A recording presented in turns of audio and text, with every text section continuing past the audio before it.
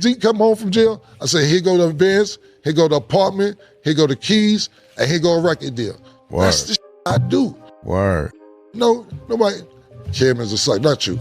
Cam don't. Yeah, why you got put out, Zeke? Since you did. You already know. I was acting free. You know why he got? You know why he got put out? Because like you, the entitlement. Y'all didn't make sure that he didn't drink. Y'all didn't make sure y'all didn't make sure he didn't drink. All you want to do is use his crib to bring over there. Yeah. Y'all didn't want to come over there and drink up liquor and do everything else. Run over the motherfucking barricade to get in the building right now. Yep. You are in rare form today, instead brother. of locking in and saying, Zeke, we need to get this done because this may be our last opportunity, which it ain't, then that's what you was doing. Taking advantage. This is the They must. used to buy me the liquor. Yeah, they used to buy you liquor and then say it's a must. They didn't blow millions because of haters or the rap game. They lost it because entitlement drowned out discipline. Cameron just spoke the truth that nobody else would say out loud. And this isn't about clout or reminiscing, it's about financial moves that never got made and chances that slipped through the cracks.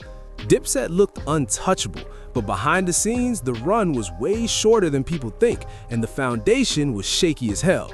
According to Cameron, everybody wanted the perks, the fame, the lifestyle, but too many forgot this was supposed to be a business first.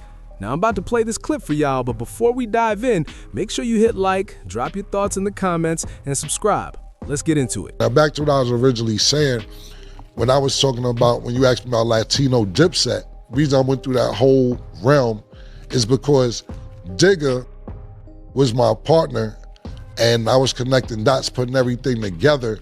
And he was very, very musically inclined and had a really good vision. I remember probably like in 2001, maybe 2000, maybe 1999. I don't even think it's 2001. About 1999, Digger was like, yo, you know one of these days, all these tapes and CDs gonna be obsolete. And all you're gonna need is a computer to get music. And we looked at the like, it's crazy. What is you talking about, man? Just a computer. Yeah, he said that shit in 1999. And I remember looking at him like, yo, think he the Jetsons, man. What's he talking about, man? He was right. But the reason I bring him up, and the reason I bring him up in this particular conversation is because when you was talking about Latina Dipset, I was like, we couldn't even get the black Dipset together. You know, we had a great time and a great run, but people don't realize the run wasn't as big as people think. The first Diplomat album came out, even though, let's say the first mixtape came out 2001. The shit was over in 2006, 2007. It was over. So we had like a 6-year run and the movement looks bigger than what it was because we was flamboyant and we were making noise and we dressed good and so on and so forth. But we got really 1.5 Diplomat albums. Everybody else got their solo albums, but it's not like it was a big musical movement as far as us collectively. Joel's got his album, Black Out Mom, Joel's got, Jim got his albums, Harrell and JR, whatever. Duke the Guy got 4 albums.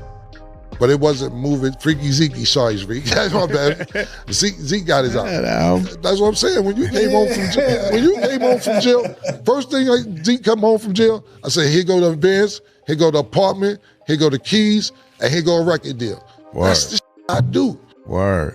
No, nobody. Cam is a suck, not you. Cam don't. Yeah, why you got put out, Zeke? Since you did. You already know. I was acting free. You know why he got put out? Because like you, the entitlement. Y'all didn't make sure that he didn't drink. Y'all didn't make sure he didn't drink. All you want to do is use his crib to bring over there. Yeah. Y'all didn't want to come over there and drink up liquor and do everything else. Run over the motherfucking barricade to get in the building right now. Yep. You are in rare form today, instead brother. of locking in and saying, Zeke, we need to get this done because this may be our last opportunity, which it ain't, then that's what you was doing. Taking advantage. This is the They must. used to buy me the liquor. Yeah, they used to buy you liquor and then say it's a must. Word, it's a must. It's a must. And you know what? Zeke, I'm gonna tell you one thing that he says. I miss drunk Zeke. This is what he says. Listen to This this. is what he says. What kind of That you missed the drunk Zeke. knowing how bad it is when he drinks, but this is the he missed. Anyway, let me finish my point. It was a must. It's a must, yeah. But let me finish my point. If you want to come back to this, we can. The reason like I said, the reason I'm bringing Dig up is because all of us were rappers. You know, Jim was directing videos. He turned out to be a rapper. Zeke ended up being a rapper. Jewels is rapper. Everybody rapper. And Digger had a good business sense. But once me and him fell out, I can't even remember what we fell out over. But once we fell out, I think he wanted, we was doing Dipset, and I think he wanted to start his own company called Six Figure, and Dipset didn't even take off at the time. And I remember we was getting Diplomat tattoos, and I'm like, yo, when you gonna get a Diplomat tattoo? And he's like, when we get some real artists. Because he ain't believing Jewels and Jim at the time. Damn. And Jewels to me, he had some days that he wasn't as good in the studio, but he was always ready. Jim was learning and still getting better and better and better and better week by week. But, Digger one of these with no patience. And we all got Diplomat tattoos. And I said, when we get some real artists. I was like, God damn, man. Get these a chance.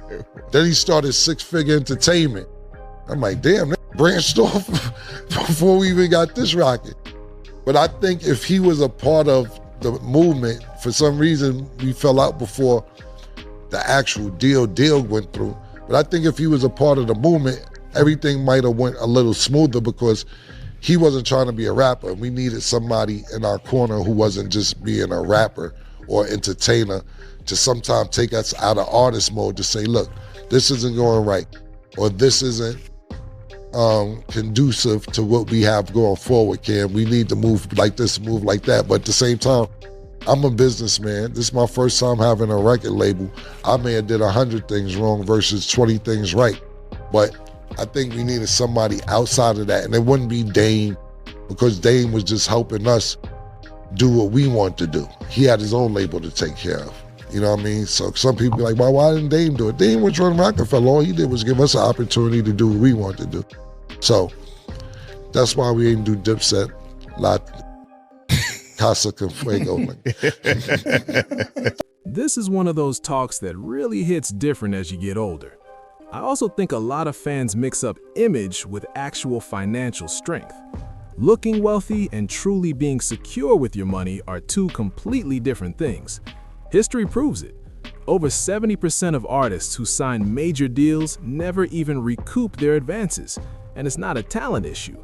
Most of the time, it's because nobody slowed down to plan for the long game. So here's what I want to ask y'all. Do you think Cameron was spot on about entitlement eating into Dipset's finances? And could Dipset have made smarter moves back then to protect their money for the long haul? Drop your thoughts in the comments. Make sure you hit like and don't forget to subscribe. Peace.